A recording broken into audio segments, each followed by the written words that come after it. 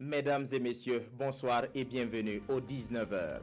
Série de dons dans ce journal et nous irons dans la province du Tuy où l'Assemblée nationale est allée soulager en partie les populations vulnérables de Houndé avec 40 tonnes de vivres.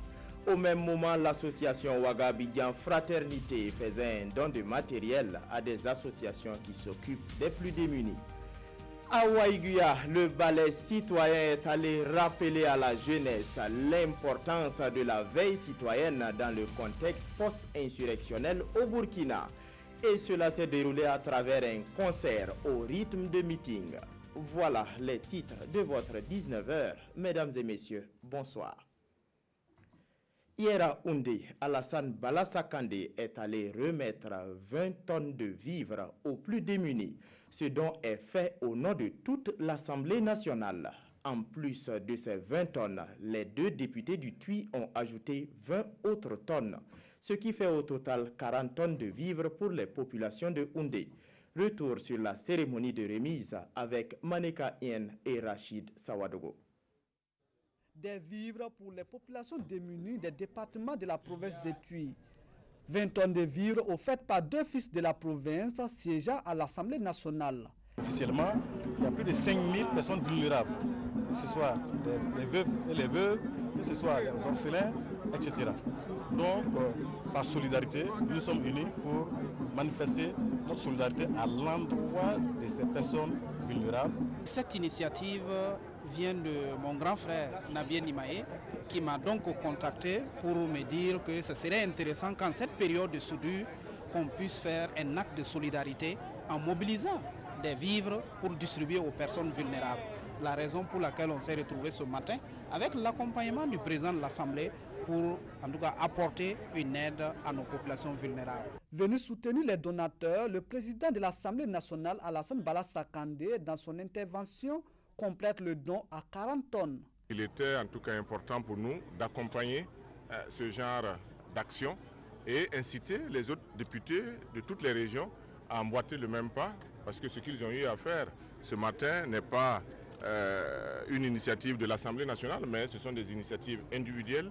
Ça veut dire qu'à quelque part, ils ont pensé aux populations qui les ont élus. C'est la raison pour laquelle, pour encourager et inciter d'autres à faire la même chose, au nom de l'Assemblée nationale, nous avons eu à remettre 20 tonnes de vivres pour ajouter aux 20 tonnes qu'ils avaient promis.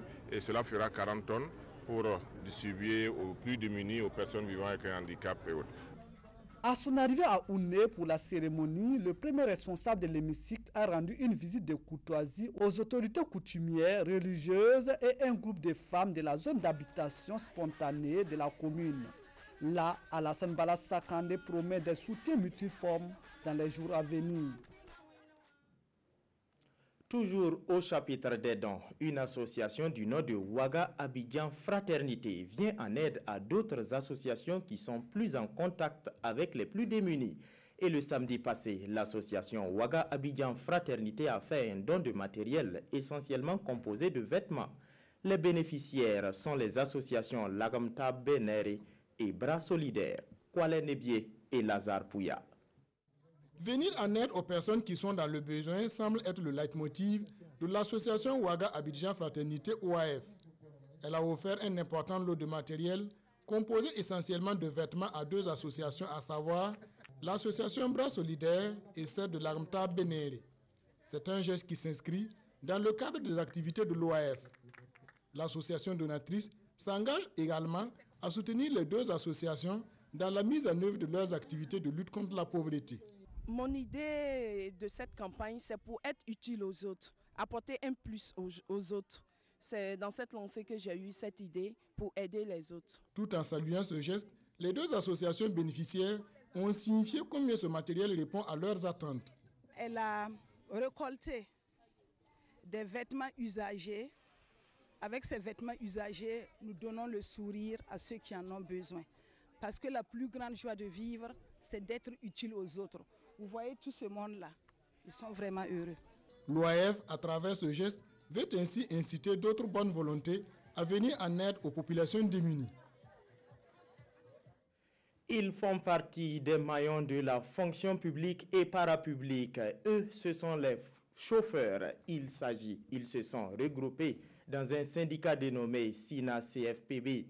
Ils se sont réunis le samedi dernier pour comprendre le sort qui leur est réservé à la suite de la conférence des forces vives sur le système de rémunération des agents du public. Le compte-rendu des échanges est signé par Ouadrogo Jean Zongo et Oumar Zombré. Le syndicat national des chauffeurs de la fonction publique et du parapublic du Burkina Faso réunit ses membres autour des nouvelles réformes de l'État.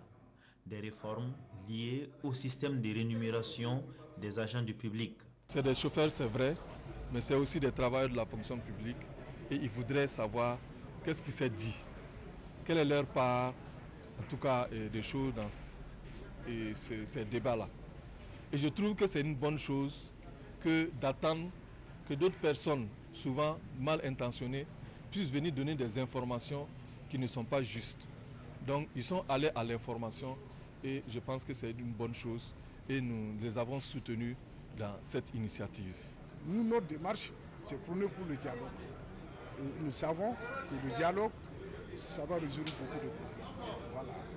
C'est l'unique démarche pour l'instant que nous avons. Et les uns et les autres vont donner leur appréciation par rapport à cette conférence de formation suivante. Cette rencontre va permettre aux chauffeurs de la fonction publique et du parapublic d'être mieux imprégnés des informations les concernant. Le syndicat appelle les agents à plus de cohésion et de dévouement au métier.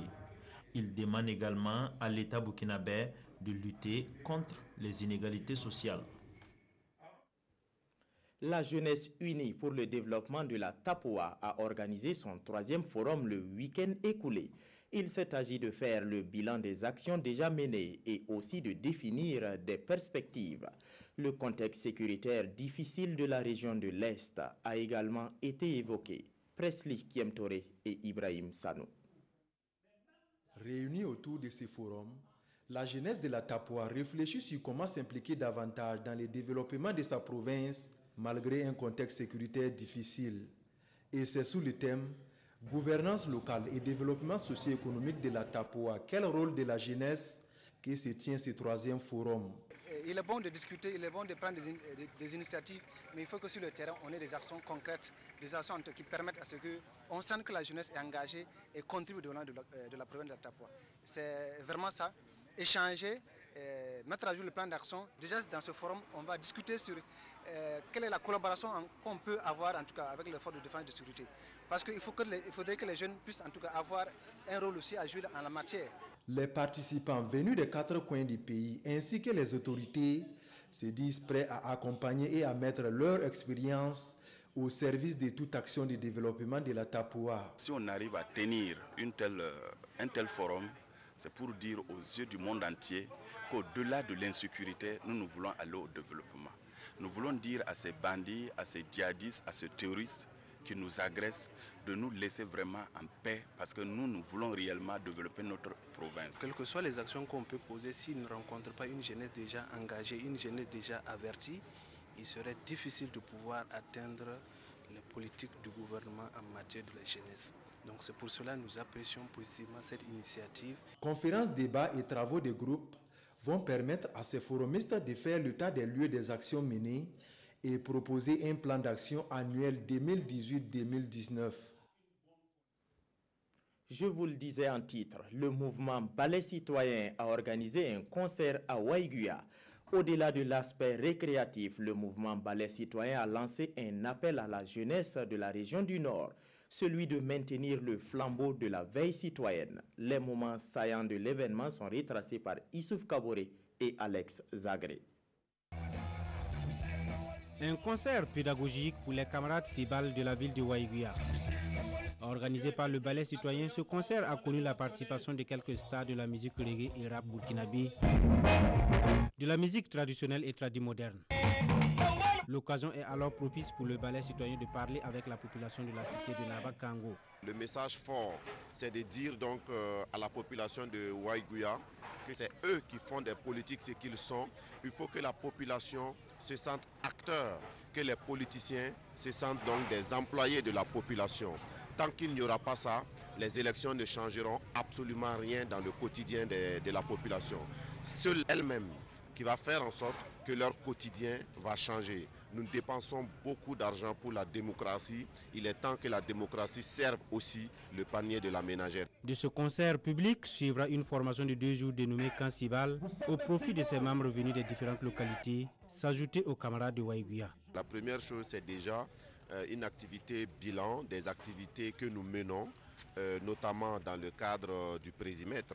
Le deuxième volet donc, de l'activité, c'est une activité de formation parce qu'on se rencontre une fois par an, les Cibal, venus des 13 régions du Burkina Faso. Rien ne remplace la formation. Nous avons des idéaux, nous avons une vision pour le Burkina Faso. Il est bon que chaque année, nous nous interrogeons entre nous sur notre engagement, notre respect de nos propres valeurs, de notre vision. La veille citoyenne, hier, aujourd'hui et demain. C'est le slogan partagé par le ballet citoyen avec la population de Waïguya et l'invite par ailleurs à avoir une vision commune pour le développement du Burkina. Carnet rose de ce journal, notre collègue Oumarou Sagnon, caméraman à la RTB de Gawa, s'est marié ce samedi 8 septembre. La célébration civile est intervenue à Bobo Dioulasso devant parents, amis, connaissances et collègues. Les temps forts avec Bilidou Bazongo et Mireille Carole Tougma. Mademoiselle Nina Ayara Kayon ici présente. Oui.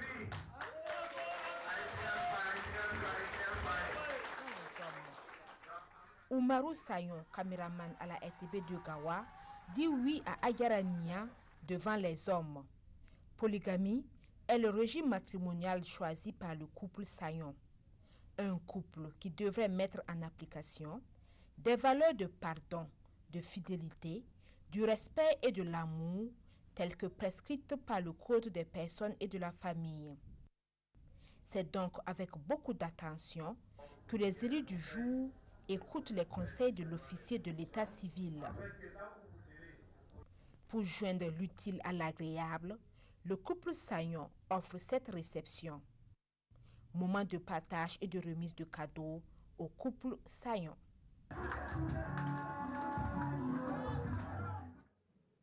C'est tout pour ce 19h. Merci de votre aimable attention. Je vous retrouve demain, même heure, même chaîne. Bonsoir.